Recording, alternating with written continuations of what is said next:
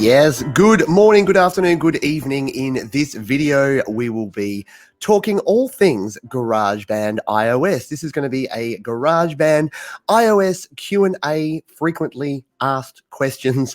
So if you are here live and you do have questions about GarageBand, go ahead and throw those in the chat as we go. If you're here on the replay, don't worry, you haven't missed out. You can throw your questions in the comments and I will get to those in the future. Who knows, they could be a whole new video themselves. So if it is your first time here, you might be thinking, who's this guy? What's this going on here? My name is Pete and this is Studio Live Today, where my goal is to help you create, record and release your best music. And I do that through tutorials and tips and live stream videos just like this one. So if that's the kind of thing that you're into, then consider subscribing. I'm testing out StreamYard today. So we've got some good interactive stuff going on here. If you throw some comments here, I'll be able to pop your comments up here. Like we've got Aramasaya, who's here already here. We've got Davidson Wright. Hello to you. Great to see you here as well.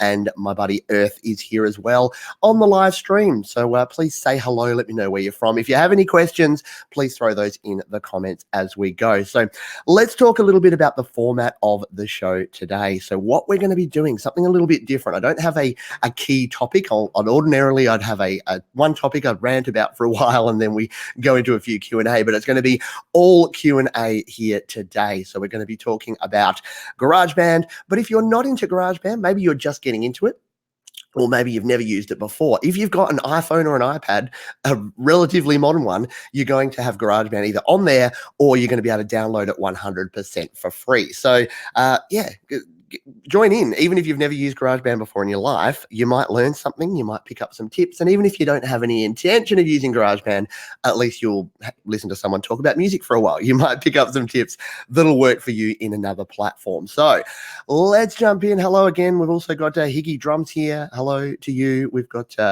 Kick Over the Statues. Hello. Jade Stars here. Omar Torres is here and Nova Cascade. Hello. I've got done sending you a mail. There you go. I'll need to check my email after this video. By the way, if you do want to, you can email me. I'm at pete@studiolivetoday.com. Very easy email to remember. It's down in the description if you want to know that as well. And you can also join me on Patreon. So if you want to contribute to the channel for as little as $1 a month, you can join the conversation over there and get even more access to me. And for $5 a month, you actually get access to an email address where you can suggest topics. So Brian, one of my patrons, suggested a topic for a couple of weeks ago, and yeah, we did it straight away. So there you go. If you want to have a bit more control over what you see here, you can do that. Let's jump in. I'm going to jump into my tip number one, and then we're going to jump back and answer your questions as well. So let's see if the technology is going to work for me. It's looking good. So we've got my GarageBand up here. It's going to be a little bit on the delayed side because I'm using AirPlay. Haven't found a better way to actually do this, but let's just do a quick test run. Make sure that we're all good and working here. Helps if we turn the volume up. There we go. Alrighty. We are good to go. So let's jump in and start looking at some of these questions. Now, a question that I got about a week ago and I haven't answered it yet. I'll probably do a complete video on this one as well because I get it a lot. And that is, how do we punch in here in GarageBand? So how do we actually punch in a recording? So I'm just going to get rid of my logo. That's annoying me there. I'll just pop that away. How do we punch in? Now, if you don't know about punching in, what that means is if we're playing a part, what you'll see here, see this piano part that I've got here, you can see here that I've punched in a bunch of times, which means that when you make a mistake, instead of having to go back to the very start of your track and then re-recording the whole thing, what you can do is line yourself up here and then start recording from that point. You can see I've done it a few times here. This was a bit of a tricky piano part to play. So I've done it in sections, and it's a great way if you can't get your part played all in one, you can actually do it in sections like that. But how do we do it in GarageBand? Well, let's come down here. I'll just come down to my vocals and we'll solo these in as well and make sure that we're going to be able to hear these. We'll just play. What's the matter with people these days? Yep, that's cool. A little bit more volume there. Yeah, maybe a bit. So You can see here I did the same thing here. I'm punching in with some of these vocals as well, but let's give you an example. Let's just say, where's a spot where we can actually come and punch in? Right here. Care about how they appear, what's the matter? So this part here where we go where how they appear and then what's the matter. Now there's a little gap in there, how they appear, what's the matter? But if I wanted to punch in here, you might be saying, well, if you start recording from there, what if you want a little bit more lead in time? Well, the good thing about GarageBand is we've got non-destructive editing, which means that it doesn't matter if you go back a little way. So what I'm going to do is I'll go back 2 bars here. And then when we get to this point, I'll just start singing along. Let's just make sure that this is going to work here. Am I going to be able to monitor my audio? Oh, I am. That's going to sound a bit weird. I'll turn down this microphone and then I'll record this and you'll see what I mean. What's the matter with people these days? All right, we'll go out of there, back to there, turn my mic back up. So it's a bit weird when you're doing that. So you can see there's that little punched in bit, yeah, but you're thinking, Pete, this is crazy because we've lost all of this. Because you had those 2 bars lead in, well, guess what? No problem. Non-destructive editing, people. We can drag this one. Oh, don't hold it too long. That will actually solo it. We'll drag that one across to here. That's the spot where we wanted to bring it in. And then we just grab this handle and re-drag this one out. And now look at this. It's going to sit in there perfectly. And if it's not quite right, we can move it a little bit more, and put it in the gap. So you want to put your punch in the gap there. So it's going to sound terrible because I'm just recording it on the microphone here, but listen to the transition of these now. But they only care about how they appear. What's the matter with people? And then suddenly Pete goes underwater and sings the next bit, yeah? But yeah, I'm just going to undo all this because we don't actually want that in there. But that's the way that I use to punch in. So you can punch in early, punch in a couple of bars beforehand, and you'll be good to go. Now, what if you want to be actually hearing your first take when you're punching in? Well, no problem. All we need to do is duplicate the track. Now, let's do this slowly because you can't see where I'm tapping. So I'm going to tap right on the microphone icon here, just to the right of the volume slider, and we're going to get these options here. We're then going to tap duplicate, and then we've got a second track here. Now, this has got all the same settings. You can see even down to the automation, it's got all the same plugins, EQ, exactly the same settings. So we can use this as a second track, and it doesn't even matter if we copy and paste it back. So if we wanted to punch in again in this same sort of spot, we could come to here, and instead of punching in on this track up here, we can just solo this one as well, and we could punch in on this track. So let me show you what that would look and sound like here. We can hit record. I'll turn my volume down on my mic and we'll hit record again and try this. Care about how they appear. What's the matter with people these days? And then we'll go back. We'll get rid of that. So then we've actually got that recorded again. And you can see there, but because I recorded over the top of it, it was still there. If I didn't want that there, I could have just muted that track or cut and deleted the rest of this track if I wanted to punch in there. But now we've actually got the 2 tracks, and we could just leave it like that, or we could come in here and we could use some cutting and pasting and editing and actually cut this part out from down here and paste it in to replace that part. So I hope that helped you. I know I've had a lot of folks ask me about this, about punching in. It's a bit different here in GarageBand than it is in other DAWs. So you do need to use a little bit of a more unique method, I guess, to actually do it here in GarageBand. But hopefully, if you are looking to do that, that has helped you out. Quick drinks break, and then we'll come back on over and see what folks have got. If we've got any questions, hello, we've got some new people in here. We've got Mr. Paul Whittle, hello to you. Text to speech, great to have you along here. Alex Cruz, great to see you here on the live stream as well. And we've got a couple of questions here too. So let's jump in and see if we can answer some of these questions. So let's see. Righty. The animator says, how do I make a song that has a drop beat in it? Because I want to learn how to. Please help me. I'm a noob at it still. It's probably a bit of a long, I am actually you might have seen in some of the videos, I did a video on filters yesterday. I'm starting to do a little bit more around not beat making so much, but electronic music. I haven't really made anything substantial, but it's something that I do want to start doing more of. So I may not be able to help you out right here and right now in this video because it may take a while because I probably have to learn how to do it myself. But yeah, play around. The beauty part of this is you've got your loops, you've got your beat sequencer, which is really good for making beats, and you've got all of your virtual instruments and Alchemy synth. So if you start playing with it, honestly, experimentation is the key. Do as much experimentation as you can, and you will quickly be able to learn what works and what doesn't work. So sorry, that's not a complete answer, but I am looking to do more of that sort of thing. So yeah, thank you for being here.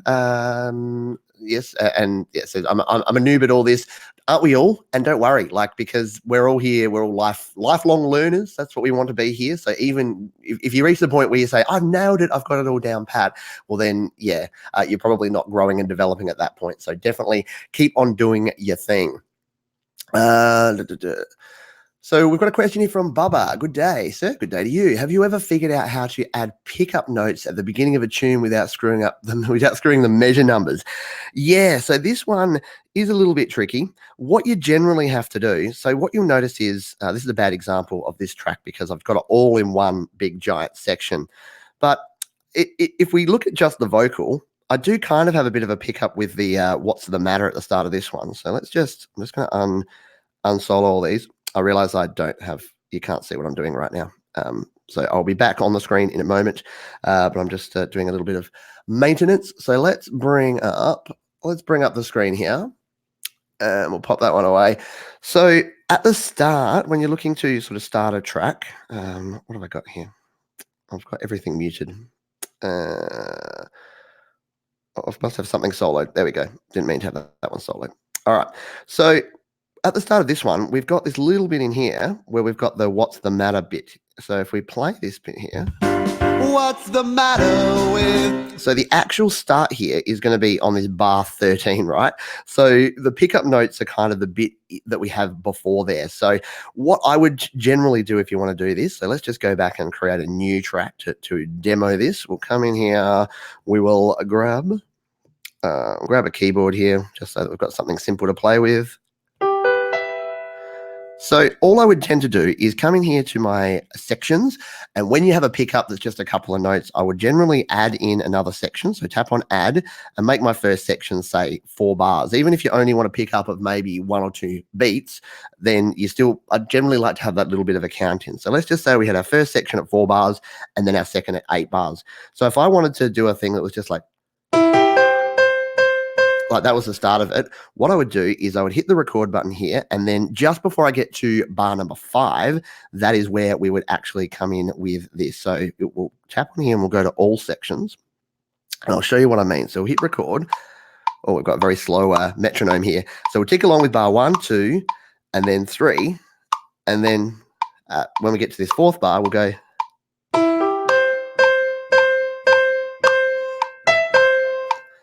And we'll start playing our melody and putting that in there. But what you're going to have here is you're going to have these couple of little notes that are going to be part of the end of that first section. So section 1 is going to be like your lead in, and then it's just going to be those couple of notes. So you can see here, that's where it actually starts. So if we split that out there, now if we wanted to say add some drums to this, because that's what you want to be able to do, we can grab drummer and set up a drummer in here, and then come back to our screen.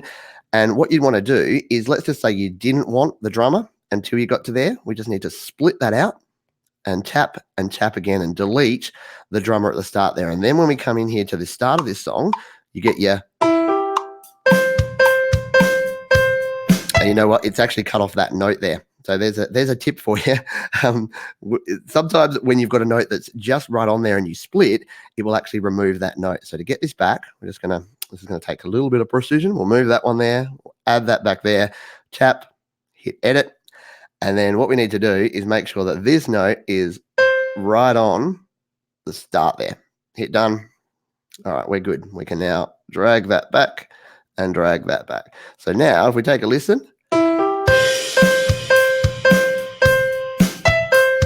then we can have our song there. So hopefully that's what you're actually talking about there, Bubba, is having that lead in, so having a couple of pickup notes at the start. All I would do is make sure you've got a section in there that's kind of your intro / pickup, and then use the last couple of beats of your bar to actually do that.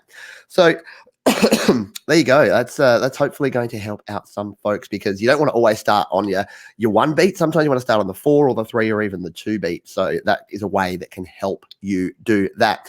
While we're looking at this, one of the other questions I get a heap, and I've talked about this before, is how do we actually add in automation to a track? So what I'll do is I'll go back to my other track here. I'll go to the one that we were looking at before, and we'll take a look at automation and how to add in automation. So if we come back over to here, now, why would you use automation? Well, automation sends your volume up and down. So as you're playing along with your track, let's just say that your vocals, there's some parts that needed to be louder or some parts that need to be quieter. You can actually do that with automation. Now, to set up automation, you can see I've already got it on these ones. It's got these little yellow circles around there, so there's already automation set. So let's pretend that we're actually adding automation to a track that doesn't have it. What about this bass track? So let's solo this bass track. Tap solo. And at the moment, it sounds like this. Turn it up a bit. So what if we wanted it to be really loud here at the start in this opening section where it's doing these sort of single quarter notes? But then we wanted it to actually drop down in volume down here. Well, the way we could do it is we could use automation. And I'm actually going to show you 2 different ways to automate or to change your volume in the middle of a track. The first way is to tap right here on the icon. Now, don't tap over here on the right on the actual waveform. That's going to give you all your editing functions. So your copy, your cut, your split, your looping, and your settings for the audio file. What you want to tap on is the actual amp or the microphone or that icon there, and you'll get this menu, which is your delete, your duplicate, your merge. This is your track menu. So I'm going to tap automation. And now to actually turn on automation, first of all, we slide in the top left corner. So we slide that one, and now we can add automation points. And you can see that under the bass amp there, the little white lines there are white at the moment. As soon as we add something in, they turn yellow. So we'll just hit undo on that one. Whoops, like that. And undo again. So what we want to do is we want to add in firstly a point right here at the start, and then we want it to add it in here. And what I like to do is also just add a little point. Well, you got to be a little bit careful, especially when you're on the iPhone. Add some points like that, and then let's turn it off. So we'll slide in the top left. So what we want to do is we can either grab the point, and if we wanted it to crescendo up throughout that whole period, we could do that. We'll bring it back down. What I actually want to do is I want to raise up this whole middle section. So I'm going to actually tap and hold in the middle part and bring up this bar. So what this is going to do is it's going to give me a really loud bass sound right through this first section, and then it's going to drop the volume. Let's take a listen. So there's the loud bass, and there's the quiet bass. So you can use this to do a bunch of things. You can use it to remove breath sounds in your vocals. You can use it to fade out. So I've actually used it to fade out. I'm just going to undo all that because I don't actually want my bass to do that. Undo, undo, undo. Undo's up here in the top left corner, by the way, if you're wondering where I'm tapping. Up next to that little padlock icon. We'll get rid of all that and hit done. If we take a look at the automation I've got in my vocals, we'll just unsolo that one and come up to my vocal here. We'll tap again, we'll tap automation. Now, the only automation I've got here is a fade out. So right here at the end, it's just to fade out these vocals. So you can see here, I've got one point there, and then I've got another point at the very end. If we take a listen. Strangers that don't even care. So there's the end of my vocal. And it's just so it can fade it out so you don't get that noise at the end of the track. So it's a very cool way to actually do that. We'll hit done on that one. Now, the other way that we can actually adjust volume, and I'll do it in a section here where we've already got these sections done here. If we split our recording into sections, you can actually control what we call the clip gain, or the individual volume of each clip. So let's just say that this first word here, we needed to change the volume of. All we need to do is tap on it, tap again, hit settings, and then this gain dial at the top, we can actually change that. Now, when we change it, it's not going to change our waveform, but it's going to be heaps louder. So let's just put that up to plus 12 dB just so that we can take a listen to what this will do. And now we'll play. What's the matter with people these days? And then it drops down again. So you probably wouldn't want to do something like that, but it's great for those little small adjustments where you don't want to have to do a whole bunch of automation, but you've just got maybe one phrase or one part of a lyric or one guitar solo where you want to bring the whole volume up and then you want to drop it back down again straight afterwards. You can split it up and use your clip gain instead of automation. It's just a quicker and simpler way to actually get some volume control here in GarageBand. So there you go. Everything you wanted to know about automation and probably then some as well.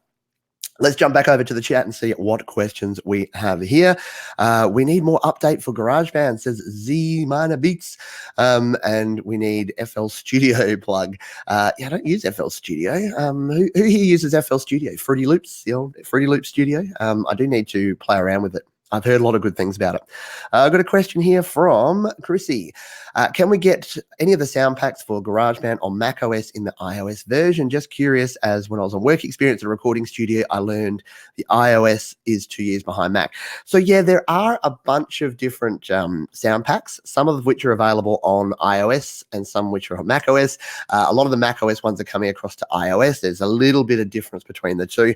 The short answer is no, you can't, but if you do have a particular loop or sample or something on the Mac version, what you can do is put that into a track and then export the track as a WAV file and then import it into your GarageBand iOS. So no, you can't just do a wholesale, take the whole sound library and bring it across. You kind of need to go through one by one and do them all that way. So that is cool. We've got a question here from our buddy Stephanie, who is Pascal Potential as well. A great GarageBand artist, has released a couple of singles, so check out Pascal Potential. A while ago, I made a bend note on the Liverpool virtual bass, but when I copied and pasted it, the bend note sounded like a regular note and wasn't bent anymore. Do you know how? This is an interesting one. I like questions like this where I don't actually know the answer straight up. So let's try this, shall we? Let's do a live experiment of this one and see what we can do. So I happen to have a Liverpool bass that I've prepared earlier, which is here on this track. So let's just play this one. So what we'll do is we'll duplicate this track out, and then I'm going to, let's just play a bit of this and see if we can do a bend note. So if you don't know about bending notes here, I'll just pop your question away there for a sec. If you don't know about bending notes, when we tap on a note here on the bass, we can play the note, or if we tap and drag up or down, we can actually get some string bend action going on. So why don't we just see if we can record a little bit of a string bend and see if we can replicate this issue that we're having here. So we'll hit record.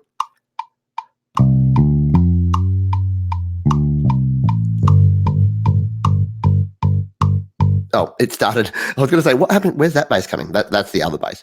That's the actual recorded bass that we had originally. So here is our sound. We'll just unsolo that one. So now if we play this back, we should hear these bend notes. So we'll hit play. There's that bend. And there's the bend on the second note there.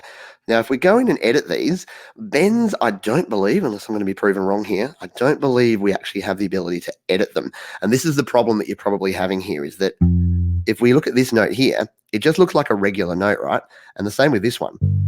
It's just a regular note. There's no options here to actually change or control the bend. So these are some of the things where when you've got some expression that you can use in GarageBand, like string bending or sliding or some of these other things you can do, sometimes you can't actually come back and edit those. And it also means, I believe, which we'll find out in a minute, that when we copy and paste these into another track, we're going to lose that note bend information. So let's hit done on that one. And come in here. If we were to duplicate this out again, and say we wanted to copy this, tap again, tap copy, and let's just bring it down here to this next track, paste it in, and we'll solo this one. Let's take a listen and see if these bends are intact or not. Oh, there we go. Our bend is there. So it has maintained the bend. What it may not do, though, is if you, say, send it to a different instrument that doesn't support that. So I don't know if that was exactly what you were experiencing there. It's just that when I made a bend note, when I copied and pasted it, the bend note sounded like a regular note. So it looks like it's worked in this example. So maybe play around with that. If it doesn't work, so we'll just undo this, undo. If it doesn't work, what I would suggest is before you send it away, you can actually use the merge function here. So merge will let us tap here, tap right on the instrument again, same way we did for automation, and tap merge. And then if we hit the merge button here, what it will do, it will merge this into an audio recorder track. And this may not be what you want exactly, because you then can't go away and actually use it for some other purposes. So you can't actually then edit the notes, but it will preserve any of the effects, and it will also preserve those note bendings. So if we play this merged track now,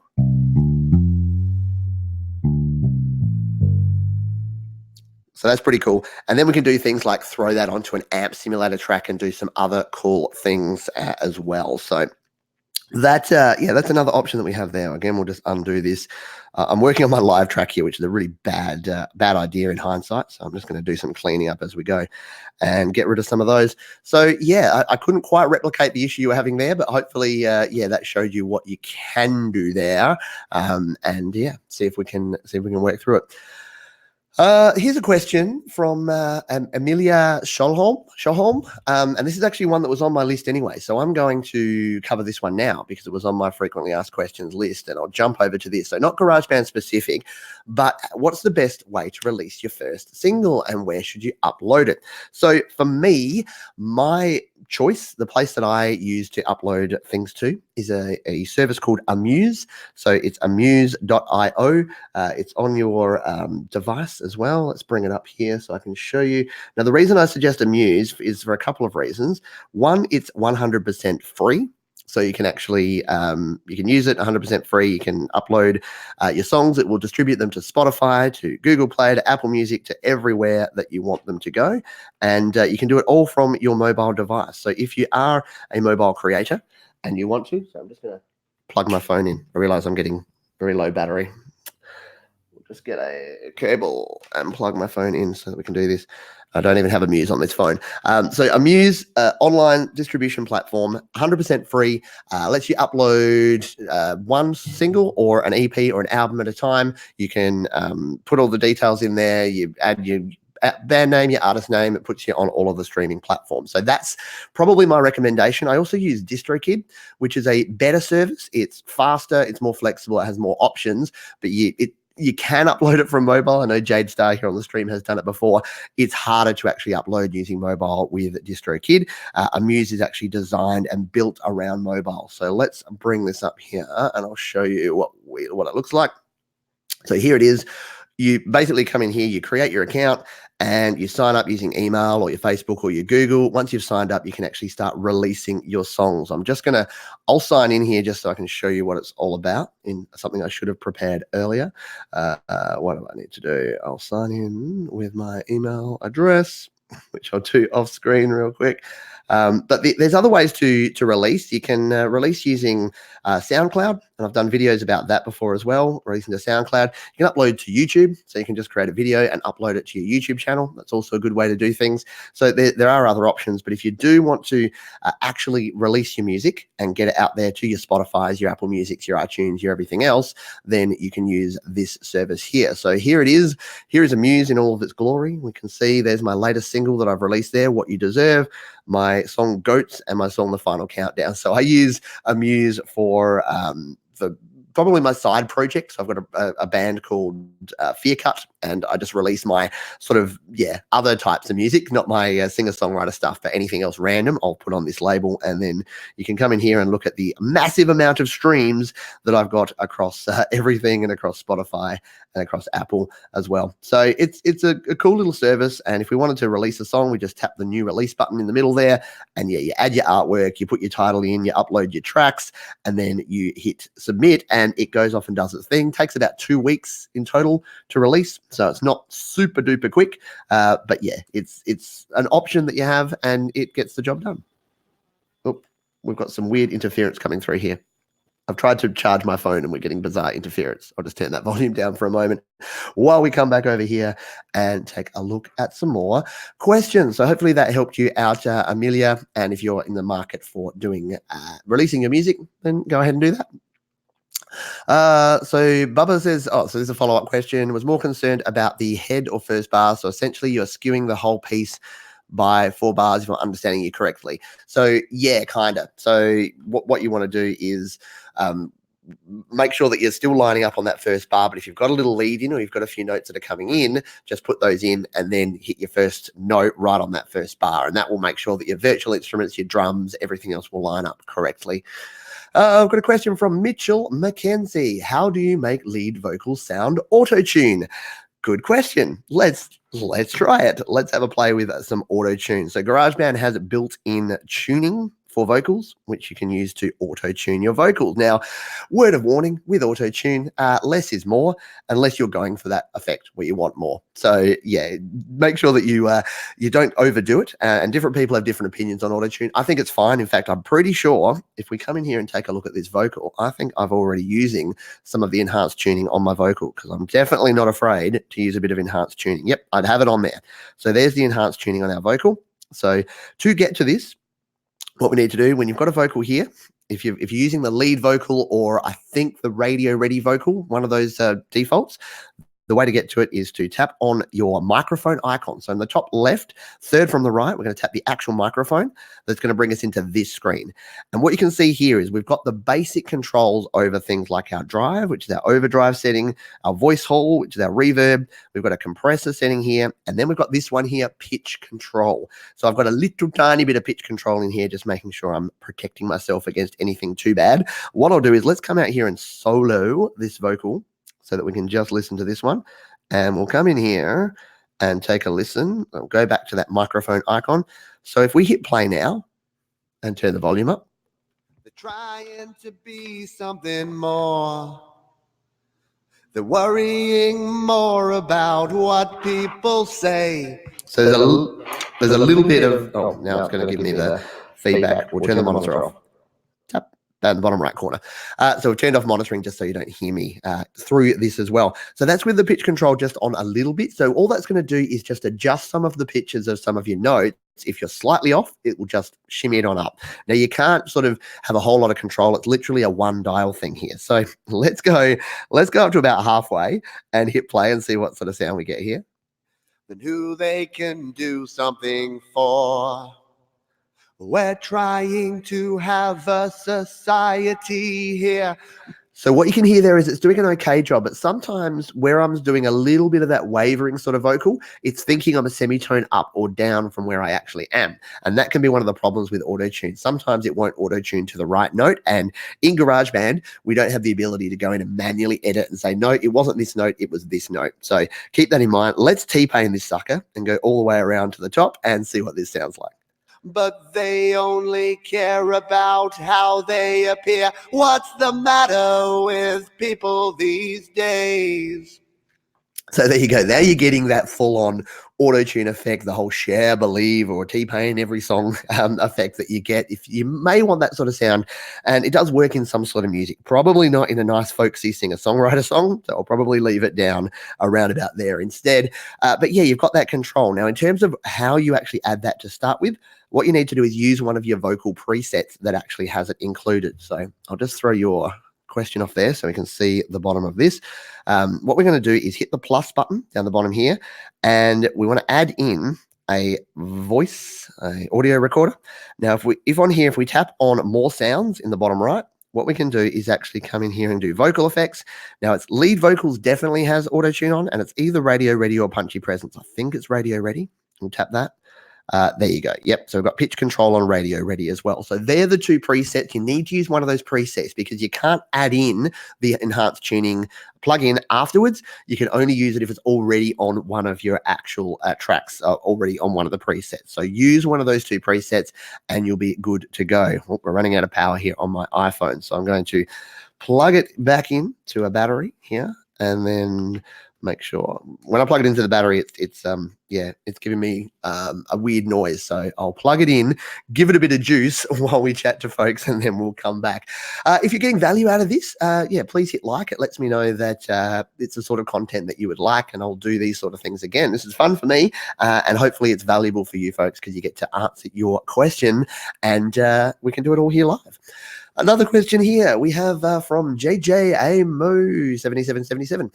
How do you change the order of sections? Great question. So to change the order of sections, what we'll do, I will come back here. I won't need the volume up for this, so I'll leave it plugged in. Let's come back to where was that little song that we did? This little creation that we made here that did actually have sections.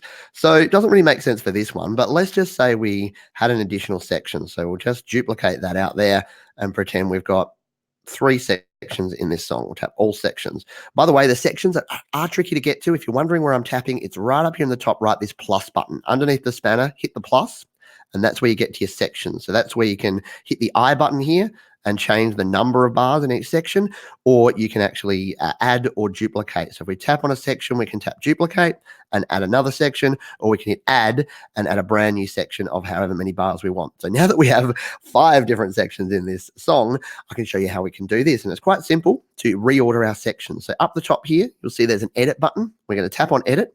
And now what we can do, we can either delete sections. So say I didn't want that last section, we'll just tap on the red delete button here and then tap delete.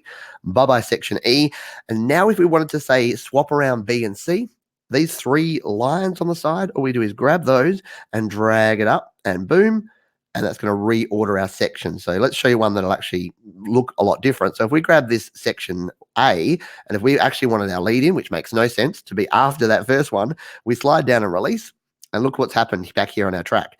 So it has actually changed the order. If we tap all sections, it's changed the order of our track. So now it's got section B and then goes into, sorry, section A and then goes into this one here. So it's got that little A section that comes in after what is the C section, and then it goes to the B section. Now, you can't name your sections. So I know that's a bit of a pain in the butt. You can't actually use section names for anything like that. There's a bit of a workaround that I sometimes use, which is using some drummer loops. So here in the loops, if we go, we'll get rid of Brumestica. If we go to our drum loops and our yellow drummer loops, what you'll notice here is that they have things like bridge, chorus, intro, outro. So what I've been known to do is when I'm setting up my sections is grab, say, the Anders intro here, and then like throw that there. And then at the point where I want it to not be intro anymore, I'll just tap, I will split it, bonk, and then delete this section out here, like so. And then I'll just add in the chorus and then the verse. And it kind of gives you, if you put this to the top, so if you drag this track up to the top, then it just gives you that top track. And even if you don't use these drummer tracks as your drummers to be in the end, it gives you that opportunity to actually have them in there and have the little words that can actually help you get by. So there you go. That's how we change the order of the sections, how we can also delete and move and do things with sections. Unfortunately, we can't name sections except using that little hack. So hopefully that helped you out. All righty. We've answered Mitchell's question about auto-tune. Is it possible to automate 2 or more tracks simultaneously? Says Aramasaya. Is it possible to automate 2 or more tracks simultaneously? I just thought of that.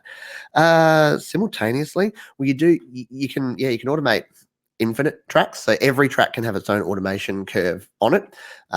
Simultaneously, well, what you would have to do is actually, what I would do with that is put all your automation on one track, and then duplicate that track, which will duplicate the automation, and then put your audio onto that track. So if you think about it, anytime you're trying to do something, you want to do something twice, because of the way GarageBand works, which is actually frustrating sometimes, where when you duplicate it, it doesn't duplicate the audio, but it duplicates all the track settings. What I would do if you need something like that is duplicate the track, it'll duplicate the track settings, paste your audio in. And that way you could do it 3, 4, and 5 times and get the same automation on each track. So yes, totally possible. Alrighty. I'm just scrolling down here. Here's a good question. This is a great question I get, and this was actually on my list of frequently asked questions because it gets asked super frequently. So what does optimizing performance do? Any way to stop it? So what optimizing performance is, if you're newer to GarageBand, when you've got a track, so when you've got a track that's got lots of different tracks in it, let's see if I can find one, in fact. I'm going to jump into I'm just going to try and find one that might actually bring up an optimizing performance. It's hard to kind of force it to when you want it to. When you don't want it to, it does it all the freaking time. Let's come into a track that's going to have a lot of different tracks in it here. Do we have one? No, it's going to be hard to find one. And they're all on my iCloud. Do you ever find that? All your songs are on like your iCloud drive and you can't and you have to download them separately. Actually, I might have a few of them on here. So, no, you don't need to be listening to me tapping around and doing this. No. So I'm just going to explain it because I can't actually find a track that will actually do it for me. So optimizing performance, when you've got a whole bunch of tracks in a song, so let's say you've got 8, 16, 32 tracks in a song, what that's having to do is every track needs to be processed. So every track that has an automation curve, some effects on it, some audio unit plugins, anything like that, that is going to create that. That's using processing power. And depending on your device, if you've got an iPhone or an iPad that's an older one, you might find optimizing performance pops up more, because what it's doing is it's rendering out those tracks as a WAV file, actually as an AIF file, as an uncompressed audio file, and then it's playing those back in the background. So instead of it having to play the audio and do all of that processing in real time, it's rendering them out. That's why it takes so long. If you've got a lot of tracks, it renders all of those out, and then it plays them all back at once. So how do you work around it? Like, how do you avoid it? Well, to start with, make sure that you're using as few tracks as you need to. Don't just have tracks in there for track's sake. If you don't need plugins, don't have them on there. So even if you're not using them, just delete them. Go in and sort of work through your plugins and get rid of them.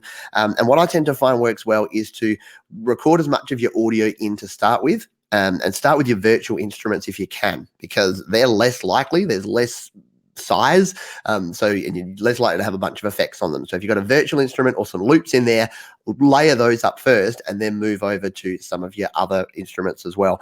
I've got a whole video. If you search Pete John's optimizing performance, you'll be able to find a complete video that I did all about optimizing performance that should be able to help you out and learn a little bit more about it. So hopefully that helps you out. All right, let's go down. So Chrissy was just saying, doesn't have a max, we'll wait for that was those samples and sound packs to come to iOS. Yes, there's more coming there.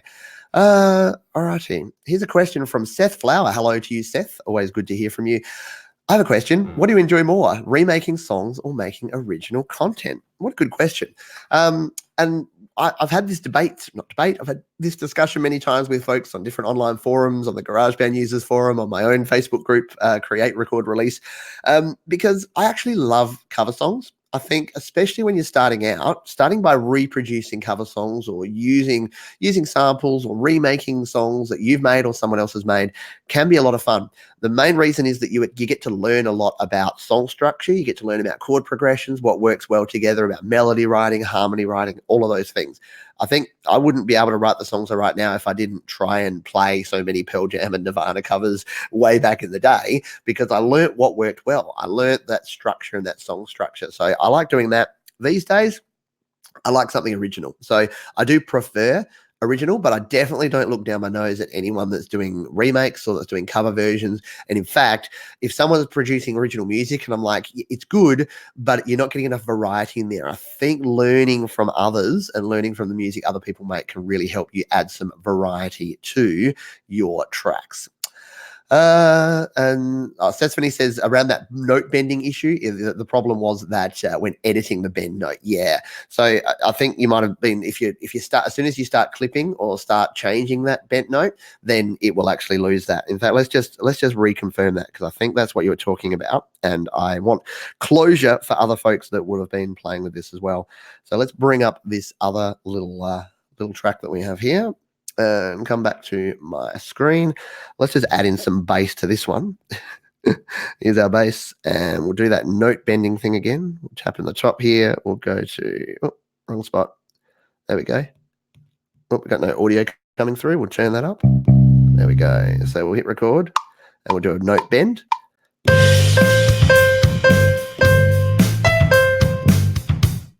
What a weird song. I should have thought that through a bit more. So we've added these note bends here. And we'll go into our edit. So what our friend here is saying is that as soon as we edit, maybe if we wanted to change this note back to here, now what have we got? Oh, it cuts off that. And what if we move it around a little bit? Okay. Yeah. So it's putting that string bend at the point. So if we move it, then it's losing that because it's kind of leaving behind the string bend. Yeah, I get you. All right. Yeah. So, yeah, I think that Basically means that, yeah, if you do a string bend, it's going to leave the string bend in place. So if you then try and move your notes around and re-edit it, it's not going to work so much. So there you go. I learned something new today. That's what this is all about. Me learning, you guys learning, helping things out. Let's go. Hello. Here we have Mr. Patrick Baird from the GarageBand Guide. Hello, would you recommend using iOS mastering like Cleveland Grand Finale over automated online mastering service like Lander or Cloud Bounce? Which is better for beginners? This is a brilliant question, and I expect nothing less coming from Patrick over at the GarageBand Guide. My personal view is that it is great to learn what makes a master. So learn about mastering. And this is why people actually, some of the worst comments I get are from people saying, you can't master on your phone. You can't master using Grand Finale or Final Touch or any of the apps that I master, or even in GarageBand. When I have the audacity to master something in GarageBand, people get a little bit angry sometimes. But the reason I like it is it teaches you about limiting. It teaches you about how to make sure you maintain some dynamic range in your songs. You don't just crush them to death. And it teaches you about some of the things like multiband compression, about whether you should or shouldn't use reverb, about how to actually get your sound nice and loud, but without absolutely crushing it, making it too flat. So that's the on the side of doing it yourself. Online mastering, if you want to just get something done, if you use Lander or eMastered or any of these platforms, they're actually pretty cool. They are going to cost you, of course. So a lot of them will give you an MP3, so a compressed version of your file for free, and you might get one or two of those free per month. So if you're just looking to share it to SoundCloud and you want to get a cool sound for SoundCloud to really make your song pop, use eMastered, use Lander. If you're willing to pay, I think it's around $20 a song or $15 a song for most of them if you want the uncompressed WAV file. So, and if none of that meant anything to you, check out some of my mastering videos. So search Pete Johns Mastering and you'll learn a little bit more about how to master. And if you don't know, if you're right back at the start and you're like, I don't even know what mastering is, the mastering process is the final stage. It's like the final polish on your song. So if you think about recording, and the way I put it, it's like create, record, release. So your creation is like your songwriting and your ideas, getting your ideas down in your DAW, your recording. So create, record. Recording is all of your recording of your instruments, recording your vocals, your mixing, and then releasing. I put mastering in that. So it's taking your final mix, doing your master, which is really just usually increasing your volume, maybe a little EQ, very small, finely tuned touches. And then you're going to release it using a Muse or using DistroKid or one of the other platforms we've talked about. So a very good question and a great thing to ask there. Again, would have thought nothing less from Mr. Patrick over at GarageBand Guide. So go to thegaragebandguide.com and check out all of Patrick's great GarageBand content over there. Here's a question from Andrew Graham, and this is another one that was in my FAQs that I was going to talk about anyway, so it's a great question to ask, and I think Patrick's actually done a video all about this as well, as have I. Is it safe to write a song with autoplay riffs? So the short answer to this is yes, and if you don't know what autoplay riffs are, let's give you a quick demo of what an autoplay riff is all about. So we'll bring it up over here. Oh, that's a small one. Let's do that. That's better. So we've got our track here. Let's just create something new. So what if we wanted to say a guitar and we go to more sounds? Let's use our retro wah guitar. And now what you'll notice here is up in the top right corner, we can tap on this little dial here and we can play our own notes like that. I should have chosen a different guitar. We're going to get like a big long note like this. But what we can actually do is we can change it to autoplay. So up the top here, we've got 4 different autoplay options. So 1, 2, 3, 4. And then if we just tap one of these chords, so if I tap a C chord,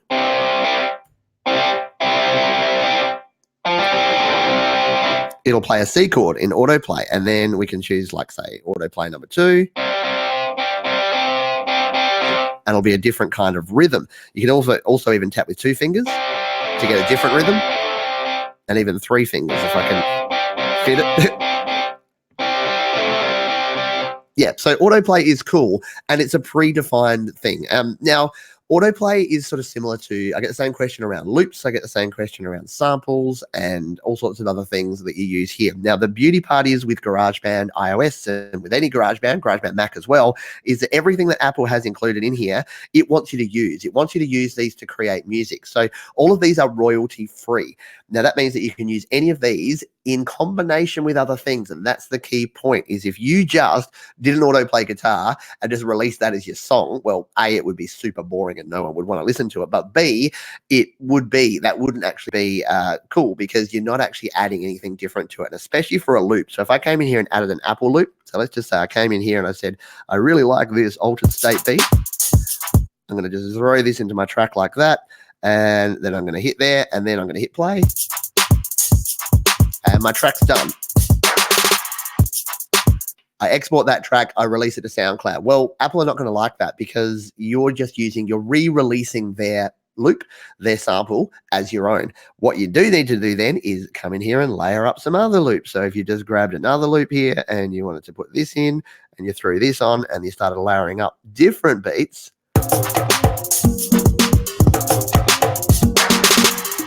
now you're starting to make it your own. So if you then start chopping it up, reversing samples, adding in synth instruments, adding your own vocals, adding in other one-shot samples, that's going to be cool. So the same thing with autoplay riffs is, yes, 100% use them. Apple want you to use them, but vary them up and make sure that you're including them with other things as well in your tracks, because that will make sure that you avoid any of those issues around copyright or around breaching terms of service, and it'll make your tracks sound way cooler if you're actually adding in something different. So thanks for your question there, Andrew. Hope that made sense. Hello, Drakkar Noise. Hello to you. Hello, Alf Hansen. Great to have you folks here. Is an interesting one, a fun one. So from Seth again, quick, silly one.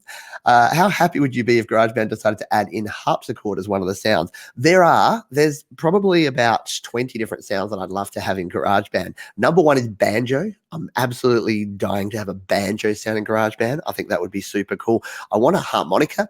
Like, how cool would like a virtual harmonica? Like you could even have it, we have to blow into the microphone and like play a harmonica, like play a woodwind instrument. There's apps that you can do that with. They're very weird. And like a flute app, and I'm like, they're blowing into my phone. I'm feeling very strange as a 40-year-old man. Yeah, but harpsichord would be super cool too. There's a lot of good instruments in GarageBand. Saxophone, that's the other one. Some good brass, some good trumpet, some good saxophone would be cool to have in GarageBand. But we can hope, and hopefully we will get there eventually. Let's scroll down here and see what we have. Can you rewatch today's Q&A later on YouTube? I wanted to take notes I might have missed. This is from Mitchell McKenzie. You absolutely can. So if you are watching on the replay, in fact, hello. I'm sorry you couldn't join us here live, but hopefully you're getting some value out of the replay as well. If you're here live, then yeah, keep watching, keep asking questions. But yeah, all of the live shows I do here, I do one every week. They're archived, and then you can go back and rewatch them, hit pause, play around yourself, do your own thing. They will be all there ready to go. What have we got here? We got like 7 minutes. This has flown by. I've only got to like 4 of my own FAQs, and I've answered a bunch of questions, but no, it's been really good. So thank you, everyone. Might be able to go a tiny little bit over time if we've still got some questions going. All right, question here from the Tone-tastic. How do you reduce noise cancelling so you don't hear you breathing in the background? Also, is it possible to create an instrument in GarageBand to use in my tracks?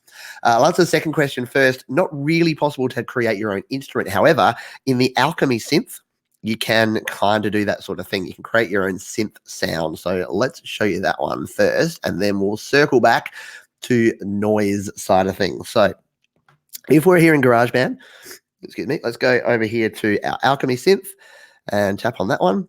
Now, when you're using Alchemy synths, you can start with any sort of sound you like, and then you can customize it to your own likes. So if I'm going to start with the Autumn Haze, one of my favorite synth patches here.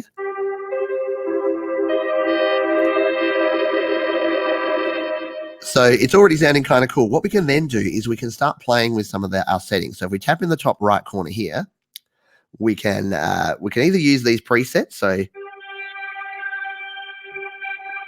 that will sort of change the instrument sound,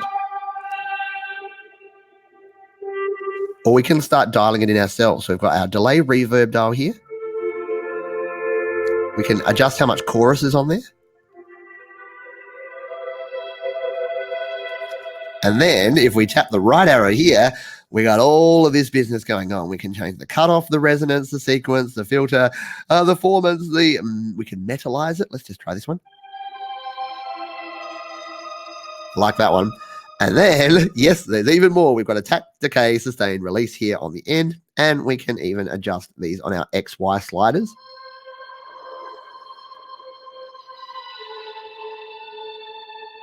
And the cool thing about Alchemy Synth is we can actually adjust these as we go. So for instance, if we wanted to play around with this, I'll just make sure that we're soloed here. Yep, we'll come back to solo here. We'll hit record. What we can do, we can tap this one here. And then as we play,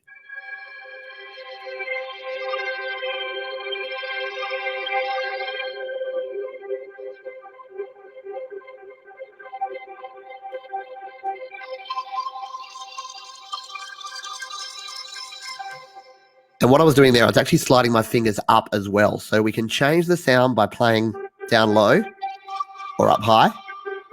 And we can adjust any of these parameters as we're playing. And look what happens when we play this back now.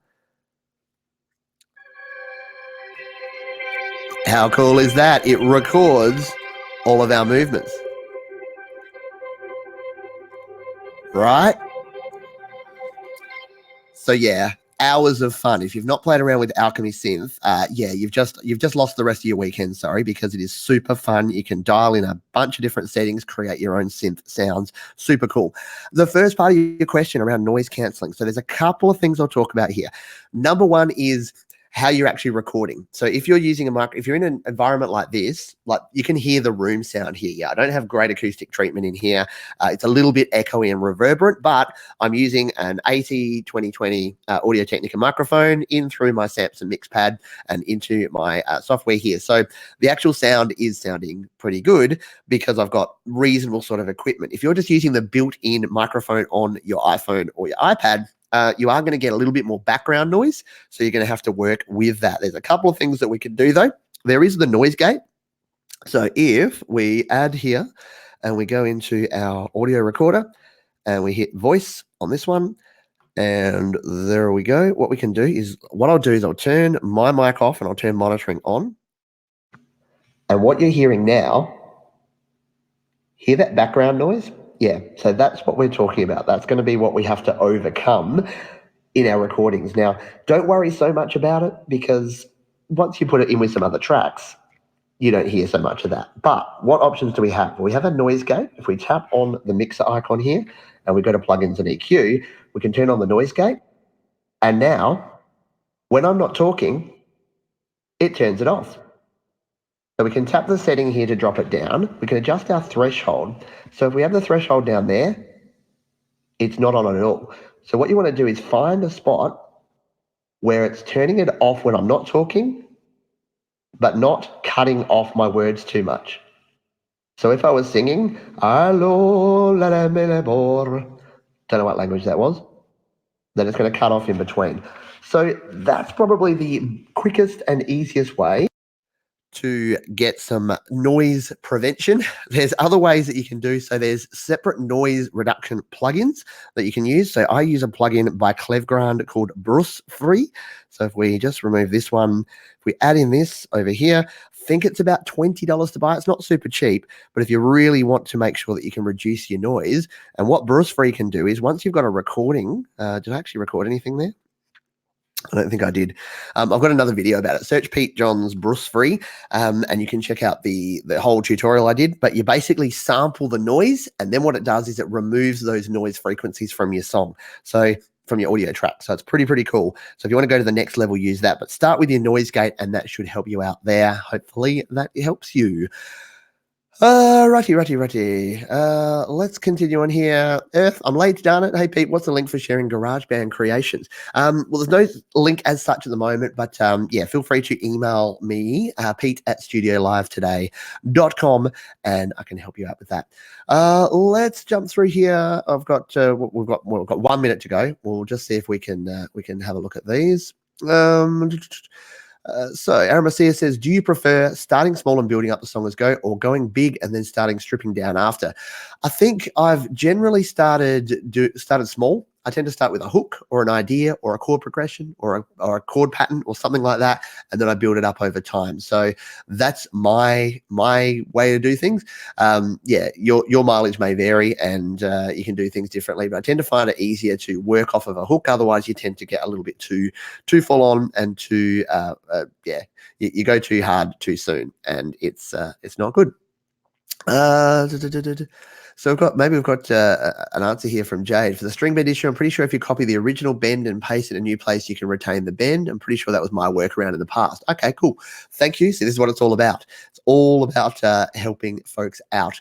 Mr. Patrick over there, GarageBand guy, thanks for that. No worries. Make sure you go out and check out Patrick's channel. Hello, Mr. Tank on Cleaning, who has sent me some of his work before, doing some great things over there.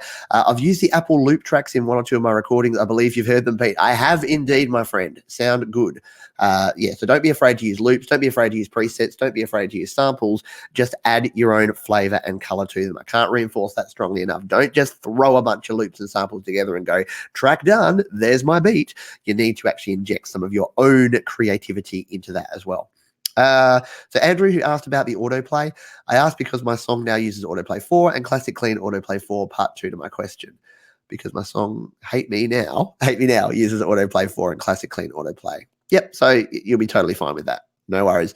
Aramasia wants more brass sounds, as do I, would be great. Improvisation wants realistic vocal pads would be great, since they're not the best. So yeah, there are some vocal pads that we have in the Alchemy synth that you can play around with, which aren't super great, but they do the job. So yeah, I agree with that. Would be great to have some better ones.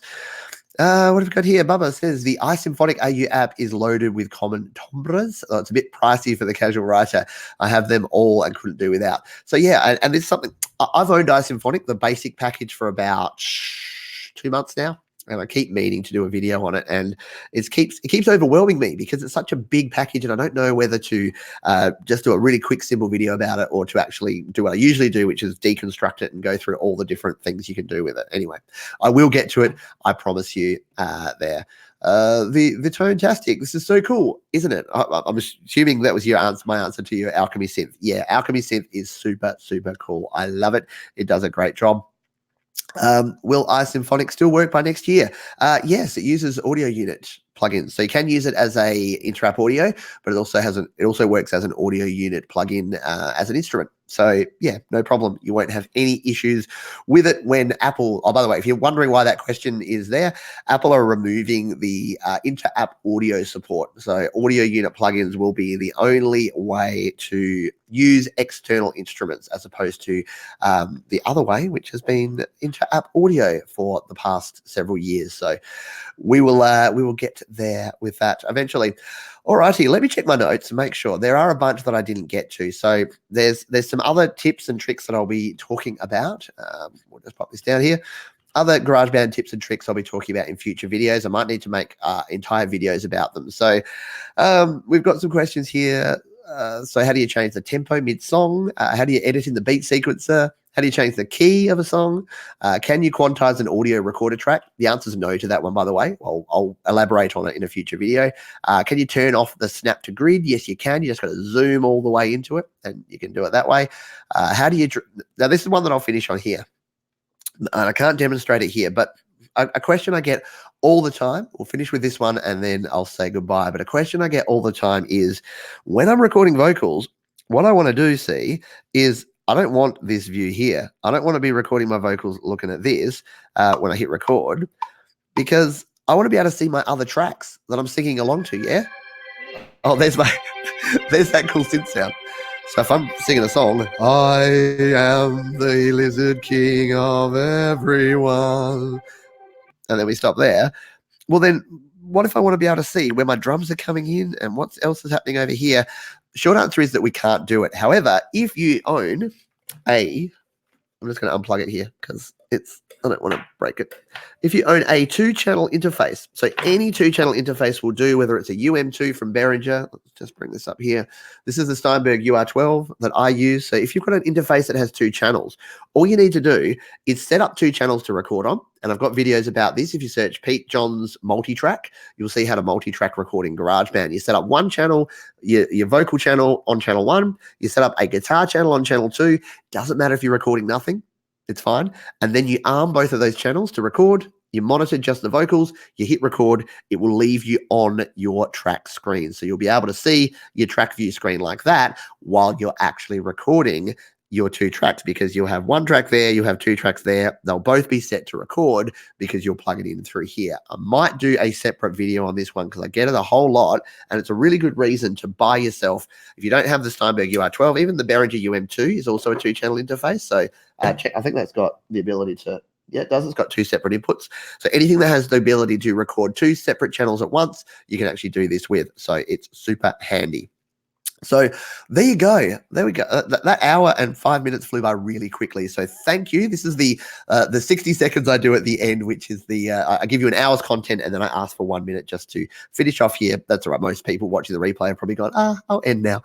But if you do want to support me, head over to studiolivetoday.com. If you are in the market for picking up some new gear, you can head to studiolivetoday.com/gear. You can check out my gear guide. There's some affiliate links there, and that is where you can check out all the things that I use here to create music. If you want to support me, you can do it a couple of ways. There's links down in the description to my Patreon account. So you can head over to patreon.com/PeteJohns, and for as little as $1 per month, you can support me over on Patreon and join the conversation there.